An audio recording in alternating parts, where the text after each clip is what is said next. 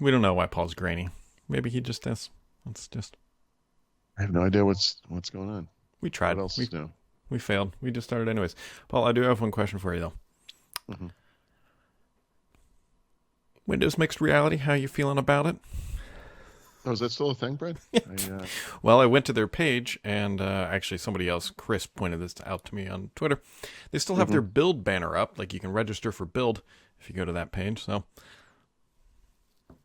you go to Windows Mixed Reality. If you just give that a good old bang, a and bong, whatever. good for them for mixing up terms too, because it's just virtual reality. Yep. Yeah, if you go to their page, if you Google whatever I binged it, whatever. If you go to the Windows Mixed Reality page at the top, it says join us for build on May 24th through the 26th. Was it at least this year's build? It is. Okay. Uh, Just, yeah. what does mixed reality do? Well, it had ambitions, and then Microsoft got attracted by the next shiny ball, and here we are. So, yep, yep, yep, yep. Anyways, Apple Watch. Oh, oh, before we get to that, another thing sort of similar to this is I got to go look this up, like how people found out about it. But a couple of people have pinged me that personalized email addresses on Outlook.com are going away as of next November. Again, Oh, for the second time. If you have one associated with your Microsoft account, it will continue working, which is how the system has always worked. So I've had a Thurrott.net email address associated with my old Hotmail account, which dates back literally to 2002. That's never gone away because even though personalized email addresses or whatever, they used to call them custom domains or whatever. I think they used to have like, it was like, might have been like Windows Live.domains or something like that back mm-hmm. in the day. Anyway, uh, it's always kept working. So I've never had to screw around with it. But yeah, it's happening again. So I'm going to look into that today. Um, so I've been, with regards to Apple Watch, I've been meaning to write more about it. I was going to write like an all-up article because I have different experiences. Like I have some observations about the exercise ring I'm going to make today in a separate article. And there's some high altitude stuff from Mexico City, which I found to be kind of interesting, and yada yada yada. Anyway, this morning I was walking up the stairs, and if you can picture the motion of walking on stairs, it's like that old video of the horse. Like back in the 1800s, people thought that maybe at one point when the horse was running, all four of its legs might have been in the air, but they couldn't really prove it until they could film it and slow it down and see that indeed, at one point, all four of the horse's feet were in the air. Anyway, Mm-hmm. I'm not a horse, although I weigh as much as one.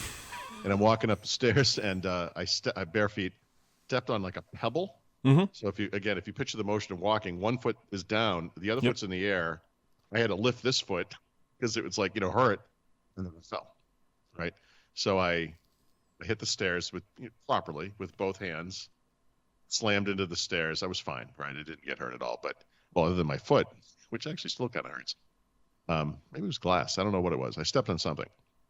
So my wife from downstairs is like, "What the hell was that?" I'm like, "Sorry, I tripped on the stairs." Simplest way to say it. Then I went upstairs and to get ready for the show. Actually, right? You can tell how beautiful I look. Mm-hmm. And my watch was like, and I looked down, and I'm gonna have to paraphrase this. I wanted so badly I didn't have my camera to take a picture of it. But basically, what it says was, "It looks like you had a hard fall. We are going to call emergency services unless you tell us you're okay." I was like, "Wait, what?" Hmm. I'm like, "Okay, well, there you go." So the choices were something like, I wish I could bring it back. It's an Go excellent fall message, again. but Just go fall again. Just go. so it's good. Just do it again. Well, that's the thing. You can't fake this, right? Like, Yeah. I mean, unless you're in Jackass, I guess. Like, how could you fall hard enough on You couldn't. Like, it's impossible not to. You know what I mean? Like, you couldn't fall over and hurt yourself. Like, you'd have to try to catch yourself. Um. Anyway, I told it that I did fall, that I was okay. That was the choice, and that was the end of it. And then I thought to myself, right now this is on my permanent record, right? Somewhere in Apple's data centers, Yep. this little point of data has been made and will never go away. He fell once. I'm Mm-hmm. just waiting for it to happen again. Like it's all downhill from here. So I don't know. I don't know what happened there, but anyway. Yeah, so that works. I'm gonna try the car crash one next. I've been trying to get rid of this vehicle actually, so you know, let's go say hi to a boulder or maybe a Go say telephone hi to pole a or something. boulder. You Wow. know, Maybe yep. rent a Just car while you're doing it, or test drive might put a. even be better. No, I want to get rid of the car, so this is gonna work out for both of us. Just put like a brick on the accelerator. He threw the e-brake. I don't know. That doesn't really make sense, but here we are. Yep, yep, yep. There's like a shrouded turret on the glass for my face. Oh god. Well, that is interesting that it did pick that up. So that's, Yeah, I I guess. felt pretty hard. I mean, I'm happy with myself that I correctly caught myself. Hands out, landed properly, that kind of thing. It's not the type of thing you can like, practice Hmm. or whatever. It's like a cat. Like a cat, you throw a cat off the second floor, it's like, and then lands on its feet. Um, I just fell forward. It wasn't like it was. I'm not like a ninja or anything. But I mean, anyway, the point is, I'm not frail enough or whatever that I didn't catch myself. But I did hit it. I landed pretty hard Yeah. because I stepped on something very sharp, whatever it was. Well, you figure your head's falling. Well, because you're going upstairs, maybe, whatever. But like 4 to 5 feet. I mean, it can legitimately, if you hit your head the wrong way, just end it. So, Oh my God, yeah, of course, yeah, no, absolutely. I could have been carrying something, or whatever, and not been able to stop myself or something. hmm. But yeah, it was like the perfect storm of stupid, which is pretty much the story of my life, really. Anyway, I was interested to see something new in the Apple Watch, so it's, I think fall detection has probably been around for what, 2, 3 years, something like that. Yeah, it's been there. I think crash detection is the new one this year, I think. That's right. Yeah, that's true. So, That is new. Yeah, yeah. yeah, which, Well, I hope not to see another message like that ever again. But there you yeah, go. that's kind of the hope. Right. This is a great new feature. However, if you see it, something has gone horribly wrong. I mean, that's kind of, Yeah. that's Yeah. kind of, like, that's kind of the thing. So, Mm-hmm. The reason why I brought up the VR stuff earlier was actually because the PlayStation is now announced and releasing on February 15th the VR2 headset. $550 for that thing. How much is the console again?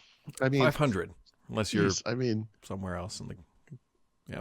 yeah, I didn't look at any of the. I don't know even if the specs are out yet or whatever. I'm sure they are, but I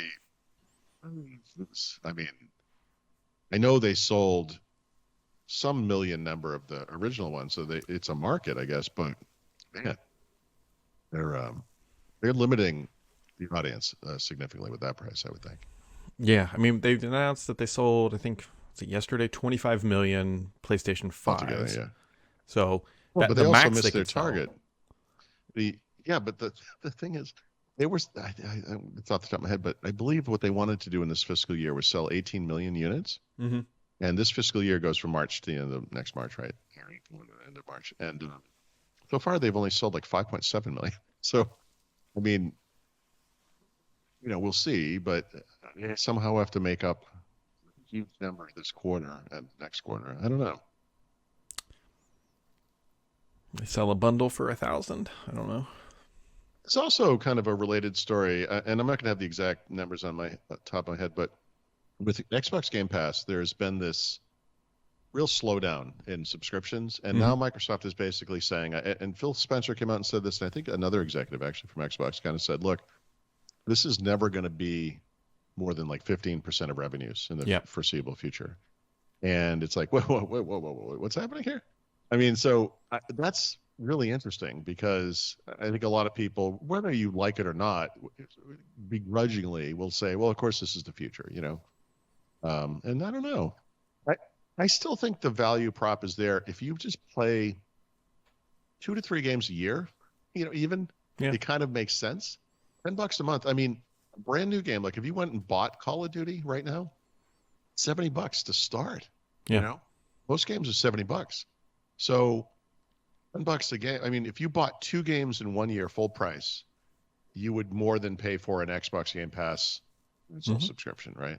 And if you bought 3, that would be more, I think, more than the cost of an Ultimate subscription. We get cloud gaming and everything. So, I mean, I pretty much stick to the same game. So you could argue it doesn't make sense for me, but I'm not normal in that regard. And I think the notion that someone would buy an Xbox or a PlayStation and not play at least 2 to 3 games in a year. I mean, to me, this assuming the games are in the catalog, right? Hmm. I just think it's such a no-brainer. I don't, especially the way it's been going. They've been buying studios, Yeah. getting more and more games in there. If they add Activision Blizzard games to this thing, and you're saying 15% is the ceiling on this thing? Yeah, that I don't does know, that's feel. surprising. Yeah, it feels weird to me. Why does this keep opening? So on Edge, I don't know if I have no idea if this thing is new. It's the sidebar on the right side, Yep. just called It is sidebar, I fit. guess. Here you go. Yep. In Not to be search, confused, by the way, with the Edge bar, which is another. You want to turn your display into an absolute disgrace. You can enable two things from the home page, the new tab page. You can enable the Office bar that goes on the left side. You can leave the Edge bar open, the Edge sidebar. Sorry. Then you can go to like settings and more tools, and there's something called the Edge bar, mm-hmm. and that's like the old Windows, that's the Longhorn sidebar. But for Edge, it's like detached from the window because you need to have your screen full of nonsense everywhere. It's crazy. Yep. I've been living in the Edge world for the past 2-3 weeks now because of the book, and mixed feelings does not even begin to describe my relationship with this thing. Yep, Microsoft is on this whole carbon offset stuff. The biggest pollution right now is what they're doing to Edge, and they're Exactly. And Teams, right? I mean, I think they're both suffering from this featureitis problem. Yeah. It's weird because both of them ultimately are at their hearts are good products. They're Edge is fine. Edge Core is fine. It is, yes, and in fact, forgetting about like Microsoft guys, like just people who are like, I do everything Microsoft. I use Bing, whatever. Mm-hmm. Forget that. But you're just a normal user, right? You're using Windows 11 or Windows 10, I guess. The integration with the OS is very interesting. There's stuff that makes it more power management friendly, more efficient.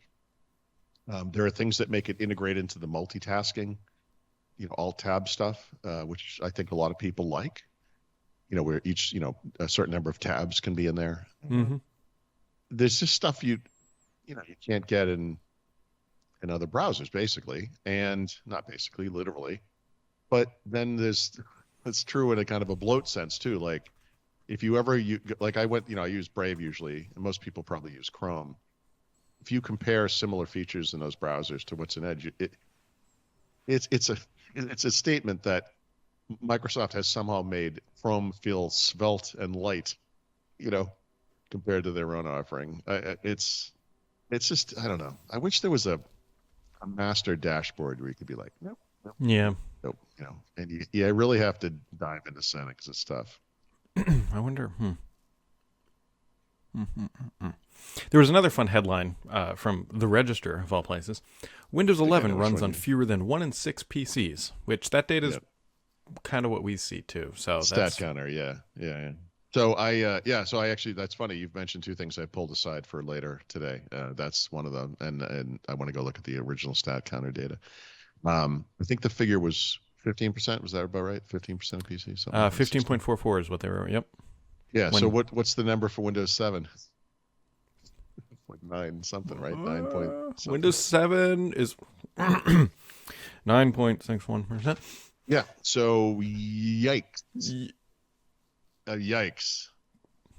For every one person that's using Windows 11, there's 2/3 of a person using Windows 7 still. Yeah, Raf and I actually were talking about this yesterday at work, and we were trying to ideate, like, okay, why is it so bad? Well, first off, we both know they really jacked up the baseline requirements, and which I think really limited the field, right? If they hadn't done that, I think we'd be having a completely different conversation today. Yeah, I don't know. Because it's Windows 11 is installed like a cumulative update. It's not it's a big deal when you get it, but it's not a big deal, technically, right? So it's something they could have very easily done and kind of artificially boost the numbers very easily, but they decided to take a stand on this one. Now what you're seeing is the natural effect of lengthening PC lifecycle, because people are just like, well, first of all, it's not like it says, hey, you could get Windows 11 if you just bought a new computer. It just doesn't say anything. So, you go to Windows Update or you don't. It doesn't matter. Nothing is popping up, right? So most people probably don't even know it's a thing. So they don't think about it. But Yeah. Windows 10, most people were forced to think about it because they would just install it without telling you. It was funny. But, Well, that ended up coming from 8. Right, and people wanted it. So they would pop stuff up. You would see it. You'd be like, oh, okay. Oh, thank God I can get off this piece of crap. Thank you. I will take that upgrade, right? Anyway, it's a different dynamic. And it's interesting how Microsoft, people disagree with this, but you could make this argument maybe on some theoretical level, doing the right thing, right? Mm-hmm. Have kind of limited the audience for this thing while still trying to promote the fact that it's doing great. I mean, we're recording this on a Mm-hmm. box that is not technically eligible to run Windows 11. It's an i7-7700, I think.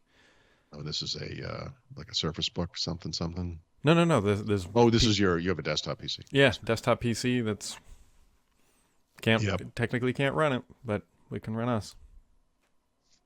I've been trying to get, supposedly when you install it on an unsupported PC, you get some kind of a what do you call it, watermark on the desktop that says, hey, by the way, this isn't supposed to work. I've never seen it. I've never actually seen it. I'm not even sure they're doing it. I've installed this on a few different PCs like that. One of them I actually did a virtual one so I can check on it more easily. And I've never seen this watermark. Well, if anybody listening has it, let us know. Yeah, please. I'd love to see a picture of it. Not a horse, but maybe a donkey.